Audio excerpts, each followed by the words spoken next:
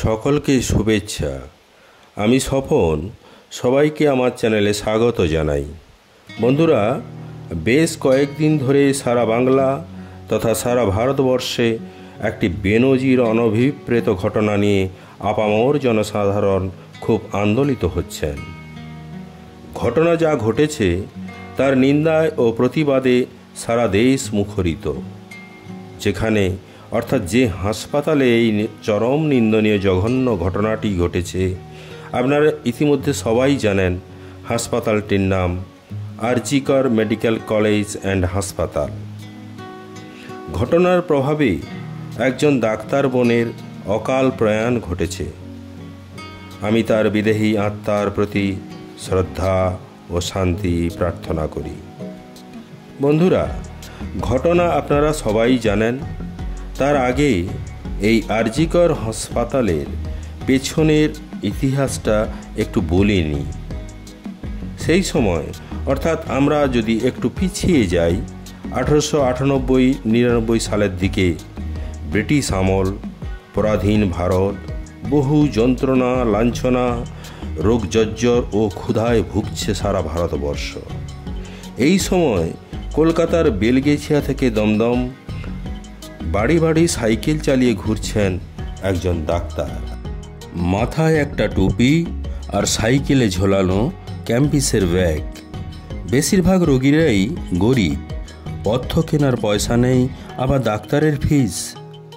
তাই রোগী দেখার সাথে সাথে প্রয়োজনে রোগীদের পথ্য কেনার পয়সাও দিচ্ছেন সেই ডাক্তারবাবু। শুনলে আশ্চর্য হবেন, সেই ডাক্তারবাবু ততদিনে বিলাত ফেরত। ভাবতে অবাক লাগে, আজ একজন সাধারণ এমবিবিএস ডাক্তারেরও যখন গ্রামে গিয়ে চিকিৎসা করার অনীহা, তখন বিলেতের ডিগ্রি নিয়েও এই ডাক্তার স্বেচ্ছায় অস্বাস্থ্যকর গ্রামকেই তার কর্মস্থল হিসাবে বেছে নিয়েছিলেন। মার্চ মাস 1899 সাল। প্লেগ তখন কলকাতায় মহামারীর আকার নিয়েছে। সেই সময় উত্তর কলকাতার অলিতে গুলিতে ঘুরে রোগী সেবা করে চলেছেন এক আইরিশ মহিলা। জেলার স্বাস্থ্য আধিকারিক পদে নিয়োজিত এক ডাক্তারও রোগীদের বাঁচাতে উত্তর কলকাতা থেকে দক্ষিণ কলকাতা চষে ফেলছেন। রোগ থেকে বাঁচার পরামর্শ দিচ্ছেন।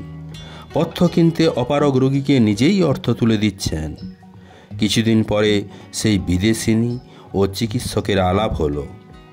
প্লেগের সংক্রমণ রুখতে ও মৃত্যুর হার কমাতে দুজনে একজোট হয়ে কাজ করলেন তারা। সেই আইরিশ মহিলা হলেন ভগিনী নিবেদিতা। আর সেই চিকিৎসক কে ছিলেন? ডাক্তার রাধা গোবিন্দ কর, সংক্ষেপে আরজি কর। আরজি কর মেডিকেল কলেজ ও হাসপাতালের কথা আমরা প্রায় সবাই জানি।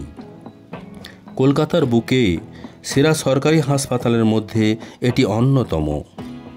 কিন্তু আপনাকে যদি জিজ্ঞাসা করা হয় কে ছিলেন আরজি কর, তাহলে অধিকাংশ বাঙালি লজ্জায় পড়বেন।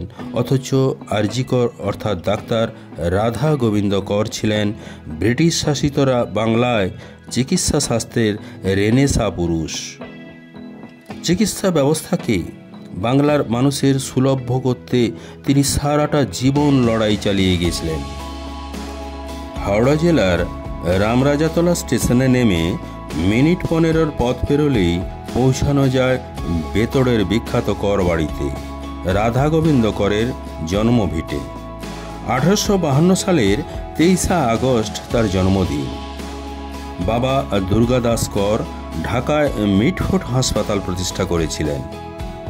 পড়াশোনায় অসম্ভব মেধাবী এই রাধা গোবিন্দ কর হেয়ার স্কুল থেকে প্রবেশিকা পরীক্ষায় পাশ করার পর চিকিৎসা বিজ্ঞানের পাঠ গ্রহণের জন্য 1880 সালে কলকাতা মেডিকেল কলেজে ভর্তি হন।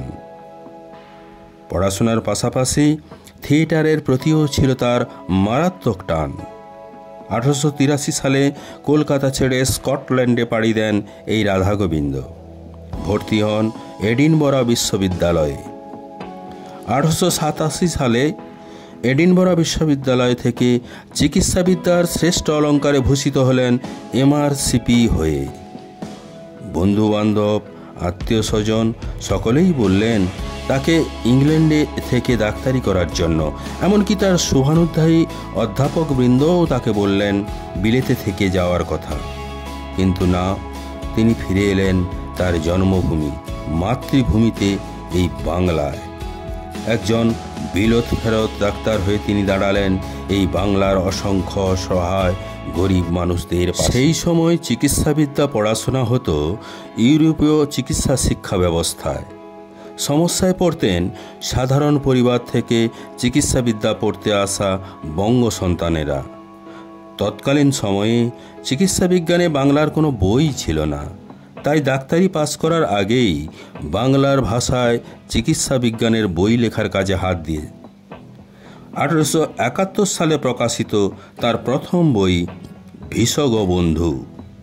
অন্যান্য বইগুলির মধ্যে উল্লেখযোগ্য হল সংক্ষিপ্ত শারীরতত্ত্ব, রোগী পরিচর্যা, ভেষজ সুহৃদ, প্লেগ, স্ত্রী রোগের চিত্রাবলী ও সংক্ষিপ্ত তত্ত্ব, সংক্ষিপ্ত শিশু ও বাল চিকিৎসা, সংক্ষিপ্ত ভেষজ তত্ত্ব, কর সংহিতা ও কবিরাজ ডাক্তার সংবাদ ইত্যাদি ইত্যাদি। সবকটি বই লেখা হয়েছিল বাংলায়। ইংরেজি জানা ডাক্তারি ক্লাসের ছাত্র তার বই পড়তেন। শুধুমাত্র চিকিৎসা বিজ্ঞানে বই লিখে যে বাংলায় রোগীদের সমস্যার সমাধান করা সম্ভব নয় তা অনুধাবন করেছিলেন রাধা গোবিন্দ।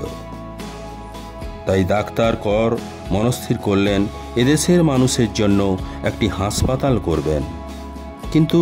কিন্তু টাকা কোথায়? ঠিক করলেন ভিক্ষা করবেন, নিজে সব কিছু বিক্রি করে দেবেন। যেমন ভাবা তেমনি কাজ। কলকাতার বড় বড় ধনীদের কাছ থেকে ভিক্ষা করতে শুরু করলেন। কলকাতায় তখনকার দিনের বড় লোকদের বাড়িতে কোনো আনন্দ অনুষ্ঠান হলে বা তাদের বিয়ের অনুষ্ঠানে ডাক্তার কর সেই বাড়ির গেটের সামনে দাঁড়িয়ে থাকতেন, আর অভ্যাগত আমন্ত্রিতরা এলে তাদের কাছে ভিক্ষা চাইতেন। অনুরোধ করতেন কিছু টাকা পয়সা যদি সাহায্য করেন খুব উপকার হয়, সবার জন্য একটা হাসপাতাল তৈরি করতে পারি। পরিচিতরা বিস্মিত হয়ে জিজ্ঞাসা করে, স্যার ডাক্তারবাবু আপনি? শ্রদ্ধায় তারা তাদের সাধ্যমতো সহযোগিতা করেন। আবার কেউ মুখ বেঁকিয়ে পাশ কাটিয়ে চলেও যায়। শত অপমান সহ্য করেও নিরহংকার মানুষটি হাসপাতাল তৈরি স্বপ্ন সার্থক করার জন্য নির্দ্বিধায় অর্থ সাহায্য চাইতেন। শুধু তাই নয়, চিকিৎসক হিসাবে অর্জিত অর্থের সমস্তটাই দান করে গিয়েছিলেন মেডিকেল স্কুল ও হাসপাতাল স্থাপন। এইভাবে ভিক্ষা করে নিজের যাবতীয় সব বিক্রি করে 25,000 টাকায় বেলগাছিয়ায় 12 বিঘা জমি কিনে নেন ডাক্তার কর। এরপর 70,000 ব্যয়ে সেখানেই গড়ে উঠল হাসপাতাল। শয্যা সংখ্যা 30, ঠিকানা 1 নম্বর বেলগাছিয়া রোড।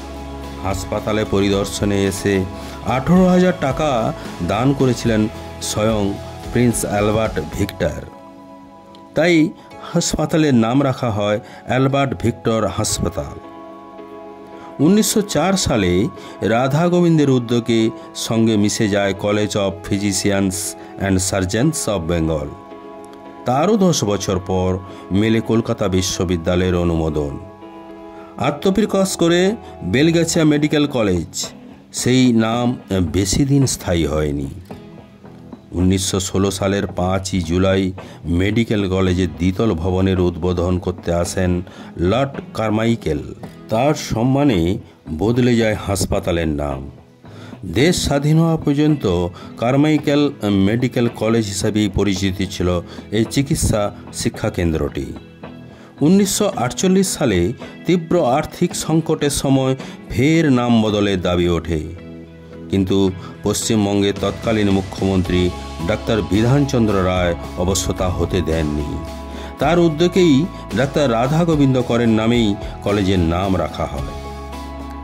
রোগীকে যাতে চড়া দাম দিয়ে বিদেশি ওষুধ কিনতে না হয় সেদিকেও ছিল তার কড়া নজর। আচার্য প্রফুল্লচন্দ্র রায়ের আত্মজীবনী life and experiences of the Bengal chemist থেকে জানা যায়, দেশের প্রথম ফার্মাসিউটিক্যাল সংস্থা তৈরির সময়ে দেশীয় পদ্ধতিতে ওষুধ তৈরির কাজে রাধা গোবিন্দ করের অবদান। 1918 সালের 19 ডিসেম্বর ইনফ্লুয়েঞ্জায় আক্রান্ত হয়ে শেষ নিঃশ্বাস ত্যাগ করেন রাধা গোবিন্দ কর। মৃত্যুর সময়ে ডাক্তার রাধা গোবিন্দ করের নিজস্ব সম্পত্তি বলতে কিছুই ছিল না, শুধু ছিল বেলগাছিয়ার গড়ে তোলা একটি বাড়ি। সেই বাড়িটিও উইল করে দান করে যান মেডিকেল কলেজকে।